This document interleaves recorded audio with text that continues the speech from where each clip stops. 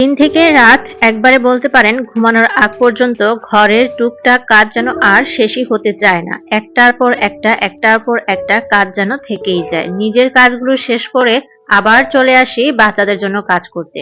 আমি আমার ঘর যতই গুছিয়ে রাখি না কেন, আমার বাচ্চারা হচ্ছে অনেক অ্যাক্টিভ।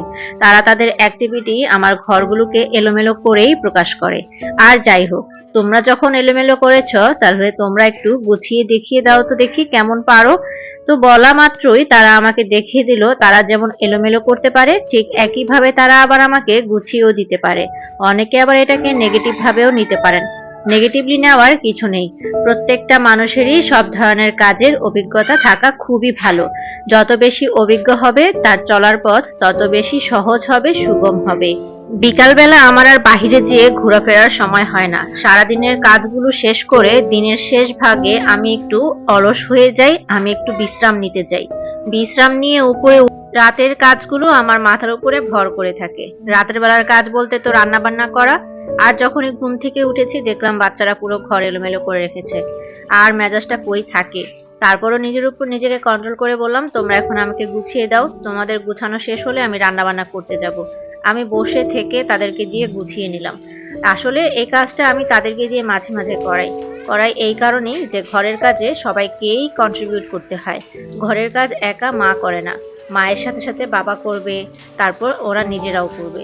এইভাবে ওদেরকে বুঝ যদি আমরা শুরু থেকেই দিতে পারি তাহলে আশা করি ওদের মনে আর কখনো এই ভুল ধারণা হবে না যে ঘরের কাজগুলো শুধু মেয়েরাই করবে কিংবা মায়েরাই করবে।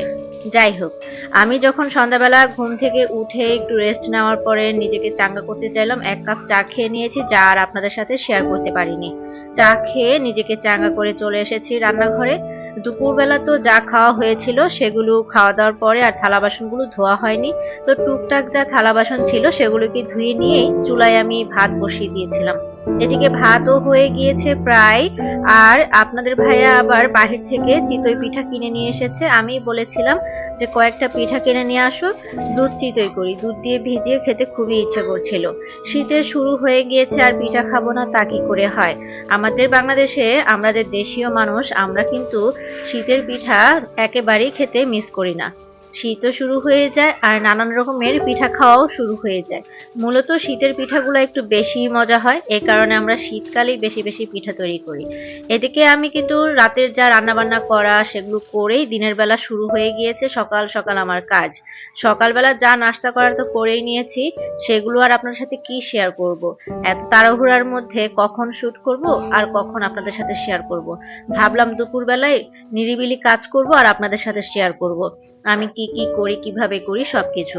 তো আমি দুপুরবেলা আগে চুলাটাকে পরিষ্কার করে নিলাম আর সেই সাথে কয়েকটা থালা বাসন ছিল সেগুলোকে ওয়াশ করে নিয়েছি। আর এখন আমার রান্না বান্না করার পালা। 2 চুলায় 2 রকমের রান্না বসাই দিব। এক চুলায় ভাত বসিয়ে দিব, গরম গরম ভাত দুপুরের জন্য। আর আরেক চুলায় বাচ্চাদের জন্য ডাল রান্না করতেছি। আমার বাচ্চারা মূলত ডালটা খেতে অনেক বেশি পছন্দ করে, কারণ শুকনো শুকনো ওরা খেতে পারে না, কিংবা ডালটা হলে একটু বেশি পছন্দ করে। ডালে যেহেতু ঝালের পরিমাণটা কম থাকে, ওরা কেন জানে অনেক বেশি পছন্দ করে। চাল ডাল ধুয়ে চুলায় চড়িয়ে দিলাম। এখন তুই চুলা নিজের মতো করে রান্না কর দেখিনি, আমি আমার আরো বাকি কাজগুলো করে ফেলি। শুধু ডাল দিয়ে ভাত খেলে তো আর হবে না, একটু তো অন্য কিছু করতে হয়। তো প্রথমেই আমি বেগুনগুলো কেটে নিয়ে ধুয়ে টুয়ে রেডি করে রাখলাম। এই বেগুনগুলোকে আমি ফ্রাই করব। আমার কাছে এই যে এই লম্বা বেগুনগুলো ভাজা খেতেই অনেক মজা লাগে। কার কাছে কেমন লাগে আমি জানি না। আমার মাকে দেখেছি এই লম্বা বেগুনগুলো খুব সুন্দর করে ভাজা করতো, কড়া কড়া করে ভাজা করতো। ভাত দিয়ে খেতে যে কি মজা লাগতো। তাই আমি মাঝে মাঝে এভাবে বেগুন ফ্রাই করি। তো বেগুন কাটাকাটি করতে করতেই এদিকে আবার দেখলাম যে ডালেও বলক চলে এসেছে। তো ডালটার মধ্যে আমি হলুদ আর লবণ কিন্তু ফাঁকে ফাঁকে দিয়ে ফেলেছি। ডালটা প্রায় সিদ্ধ হয়ে এসেছে। এরই ফাঁকে সকালের যে খাওয়া দাওয়া করেছিলাম সেই থালা বাসন কিছুটা জমে ছিল। ভাবলাম যে এগুলোকে ওয়াশ করে ফেলি। এগুলো যদি ওয়াশ হয়ে যায় তাহলে আমার সিঙ্কটা ফাঁকা হয়ে যাবে।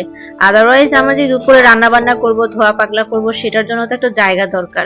আমার রান্নাঘরটা খুবই ছোট, ছোট হলেও নিজের রান্নাঘর। এই রান্নাঘরেই তো আমাকে সব কাজ করতে হয়।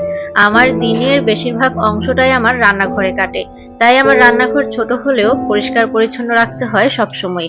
আর আমি এই কাজটা অনেক বেশি ভালোবেসে করি। যত বেশি পরিষ্কার তত বেশি সুন্দর।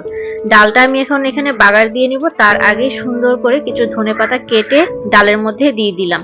আর এখানে বাগারের জন্য দিয়েছি পেঁয়াজ আর সামান্য কিছু জিরা ভেজে নিয়ে এই তো ডালটাকেও দিয়ে দিলাম। বাস, ডাল আমার রান্না করা হয়ে গিয়েছে আর সেই সাথে ভাতও প্রায় হয়ে এসেছে।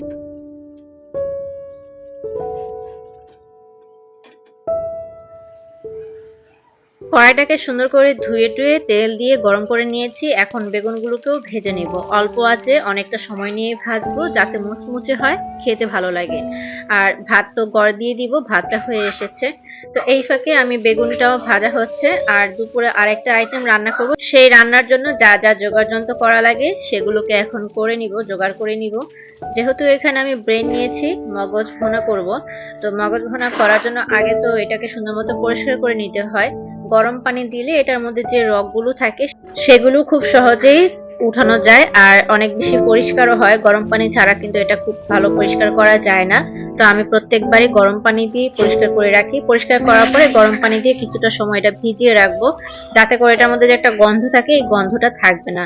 আর এই তো আমার বেগুন ভাজা কিন্তু ডান, বেগুন ভাজা হয়ে গিয়েছে। এখন এটাকে নামিয়ে যেটা মেইন রান্না, সেই মেইন রান্নার প্রস্তুতিতে চলে গেলাম। রান্নার জন্য আমি এসে একই কড়াইটা আবার ওয়াশ করে নিয়েছি, যাতে আমার থালা বাসন কম নষ্ট হয়। এক কড়াই বারবার ধুয়ে ধুয়ে রেডি করে তারপরে সেটাতেই রান্না করি। কড়াইয়ের কমতি আছে ব্যাপারটা এমন না, যেহেতু একা হাতে সব কাজ করি।